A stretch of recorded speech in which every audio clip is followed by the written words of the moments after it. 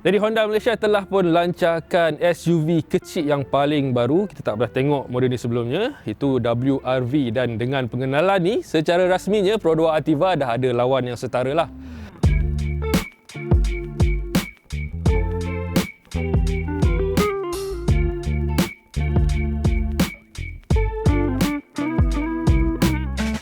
Jadi WRV ni didatangkan dalam 4 varian yang ditawarkan dekat pasaran kita setakat ini. Bermula dengan S, E, V dan juga RS. So harga dia pula bermula dari RM90,000 sampai ke RM108,000.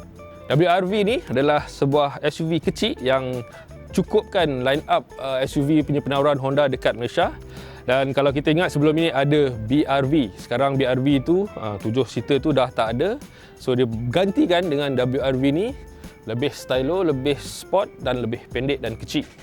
Jadi untuk penampilan muka depan ni, kalau kita pernah tengok misalnya HRV yang sebelum ni, so WRV ni pun berkongsi wajah yang lebih kurang sama.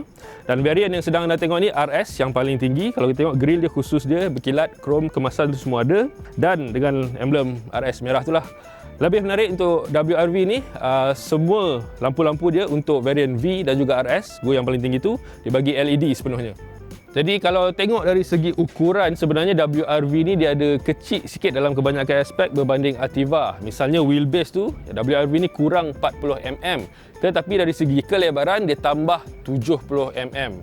Satu lagi untuk versi RS ni, dia punya rim 2 ton ni adalah saiz 17 inci. Dan menarik juga untuk WRV, dia ada kunci yang kita boleh start kereta dari luar. So boleh sejukkan aircon apa semua dulu sebelum masuk. Di kat belakang ni kalau tengok sama macam lampu kat depan, kat belakang ni juga guna lampu LED dengan rekaan yang menarik, yang kemas dan moden lah. Rekaan lain juga kalau tengok lebih sibuk, banyak lekuk-lekuk, dan bahagian bawah tu dia lagi busy dan kemas, nampak ini image yang lebih sporty untuk WRV ni lah. Dan sebelum saya terlupa, warna yang sedang anda tengok ini adalah warna baru yang ditawarkan oleh Honda Malaysia dekat kereta dia. Sebelum ni tak pernah ada. WRV ni yang pertama, Stella Diamond Pearl. Jadi untuk bahagian dalaman yang sedang kita tengok ni sebenarnya adalah untuk varian yang paling tinggi, RS. Sebab itu kita boleh tengok banyak kemasan ni. Kalau ada perasan merah-merah lah, digunakan kemasan merah. Dan image-image di dalam juga dekat dengan meter ni pun sama juga. Bila kita start apa semua tu dia tunjukkan RS dengan tema yang merah tu lah. Tak lupa juga aircon, kawalan ini automatic. Dan juga untuk sistem audio ada sokongan untuk Apple CarPlay dan Android Auto. Tapi satu benda yang saya rasa paling suka dan menarik untuk tengok adalah rekaan seat ni lah. Tempat duduk ni nampak lebih banyak sokongan dan menarik dengan dia punya kemasan-kemasan dan jahitan merah hitam itu. Duduk pun lagi selesa dan cukup sokongan. Jadi sekarang untuk bahagian belakang ni saya beralih daripada RS punya varian tadi ke varian V. Sebab tu dia lain, tak ada kemasan merah tu. Tapi ruang apa semua tu sama. Kalau kita tengok juga, kalau duduk memang selesa walaupun ini sebuah SUV yang kecil. So bila duduk kita rasa macam kaki dan lutut boleh terangkat sikit lah daripada bahagian bench kat bawah ni. Tapi apa pun, ruang tak ada masalah walaupun untuk sebuah SUV yang kecil. Cuma kat belakang ni kita nampak tengok untuk V tak ada aircon vent apa semua tak ada, dan kemasan kat pintu ni lebih plastik lah. Kalau dekat RS tadi tu dia lebih fabric. Dan kalau anda perhatikan, dekat WRV ni tak ada Ultra Seat yang best tu. Biasanya dulu Jazz ada, dekat City ada, tapi dekat WRV yang SUV ni kononnya tak ada Ultra Seat. Kenapa macam tu? Ini ada berkait dengan layout ataupun rekaan dia juga, dan juga kedudukan dan hal-hal berat SUV ni lah yang dia nak dicapai oleh WRV sebab saiz dia kecil. Jadi Honda ambil keputusan untuk tak buat Ultra Seat tu untuk WRV dan kembali kepada seat biasa lah. So tangki minyak sekarang berada dekat bawah seat ni lah. Untuk WRV ni, ruang barangan yang tersedia adalah 380 liter. Itu 11 liter sahaja, lebih besar berbanding yang Ativa punya. Tapi yang menarik kalau tengok lantai dia lebih rendah, so ruang tu rasa lebih banyak lah. Dekat bahagian bawah ni kita buka pelapik lantai ni, ada satu tayar spare saiznya, saiz penuh, tapi rim dia guna rim besi biasa sajalah. Seperkara lagi kena maklumkan juga kat belakang ni dia tak ada lapik pelindung tu. Tonneau cover tu tak ada sebab memang tak disediakan langsung. Tu kena ambil perhatian lah. Untuk enjin ataupun sistem janaan, sebenarnya WRV ni berkongsi sistem yang sama yang ada dekat Honda City yang kita tengok sebelum ni lah.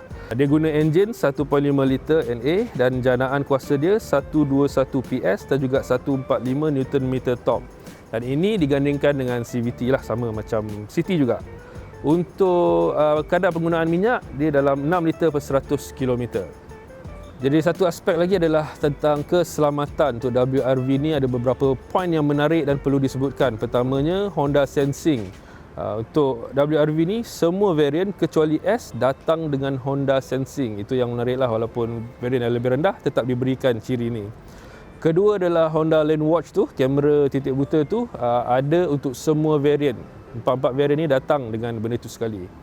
Dan untuk Honda Sensing ini pula, dia lebih kurang kita bayangkan sama je apa yang pernah ada dekat Honda City tu, tak jauh beza.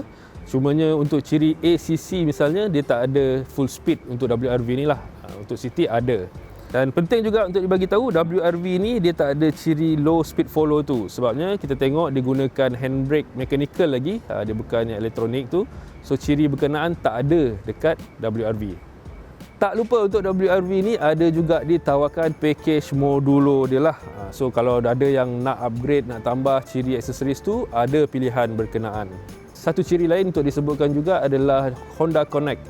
Ini hanya untuk varian RS, tapi dia membolehkan kita untuk kendalikan ataupun kawal tengok sedikit sebanyak pasal kereta ni melalui telefon bimbit. Contohnya nak start boleh, nak tengok data-data pemanduan, jarak, bila servis, semua ada dalam handphone.